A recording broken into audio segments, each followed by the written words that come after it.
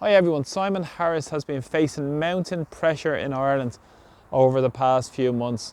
This is in relation to the tragic passing of young Harvey Morrison, who died at the end of July this year and led to a major demonstration on the streets of Dublin, led by his brave parents Stephen and Gillian, demanding justice for Harvey and many more children who are suffering needlessly and completely unnecessarily, waiting basic medical interventions and surgeries to treat their scoliosis and other life-limiting conditions.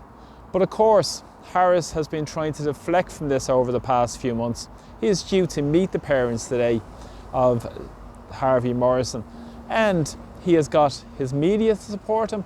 He has got his members of the political classes to support him. We've seen the claims of threats towards Simon Harris over the past few months. Now, I reported on a video a number of weeks ago regarding the Gardaí Special Detective Unit, who reported that many of these threats originated outside Ireland. Now today there's been further revelations in terms of this to claim that the threats have come from the Middle East. Isn't that interesting? They've come from the Middle East. So now at the same time they've involved Interpol around this, and this involved bomb threats. At the time he said they were issued through Telegram, but of course you can only phone from Telegram to another Telegram, not to a direct phone line, and you have to see the caller ID also when you're on Telegram also. But less said about that, the better for the political classes who are pushing the narrative in the media also.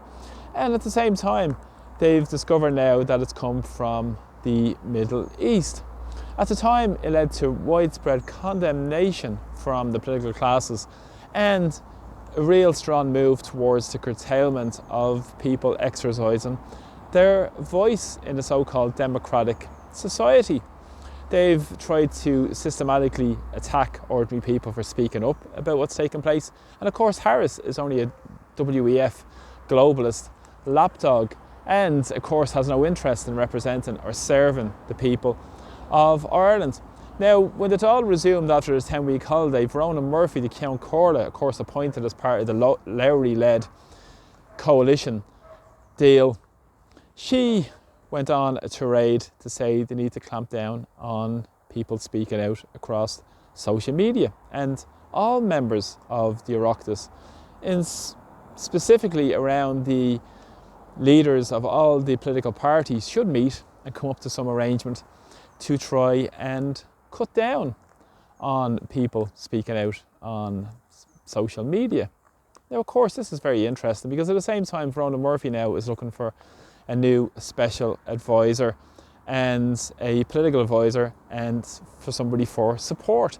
Now, members of as Count Corla, Las Carherlock and Las Count Corla as well, they're looking for positions that are worth up to €325,000 for 3 special advisors, about €108,000 each. Verona Murphy's looking for a new special advisor, probably to push through the government's agenda again, and the same globalist narrative that's been thrown down the throats of ordinary people. So let's see if Harris issues an apology to the people of Ireland.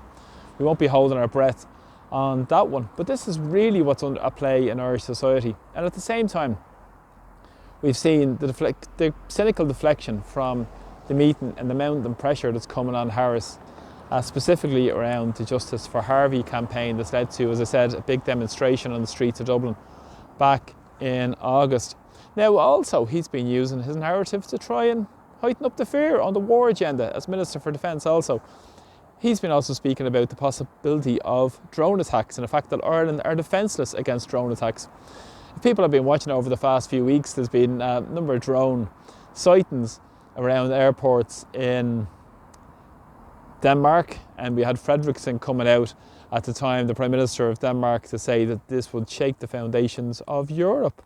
These threats, of course, are trying to escalate tensions with Russia in terms of looking for a hot war on the continent of Europe. But of course, with Micheál Martin, Harris have no interest in Irish neutrality, in really building an active neutrality for Ireland where we can defend ourselves appropriately. But of course, we have no radar, air defence or any intercepting missiles as well. But again, as a neutral country, It's interesting that Harris has no interest in representing Irish neutrality.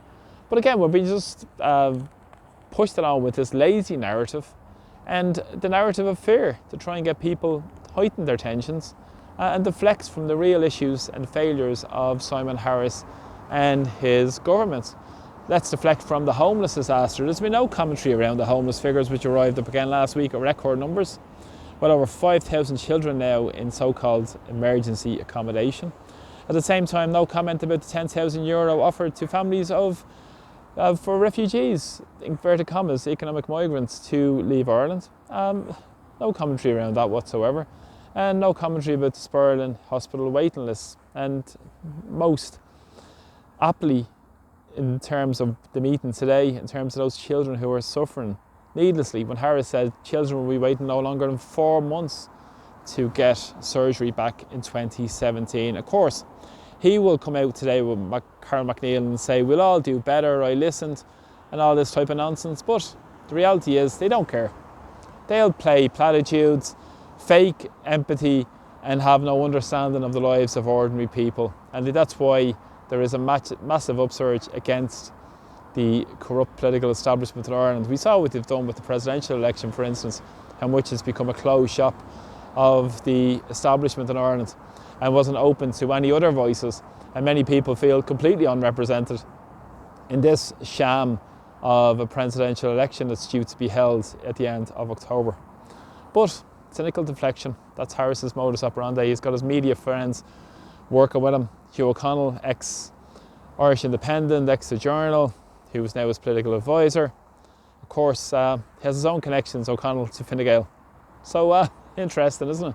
This is how it works in Ireland. It's just so corrupt in terms of these yes men and yes women who work in this crony, corrupt circle, pushing the same narrative through the media and through their political classes as well, and many of those who claim to be opposition but are in fact part of the Unity Party here in Ireland that's serving the same globalist agenda. So thanks so much for supporting my videos, really appreciate them, and thanks so much for subscribing, and slán go fóill. Take care, see you soon, bye bye.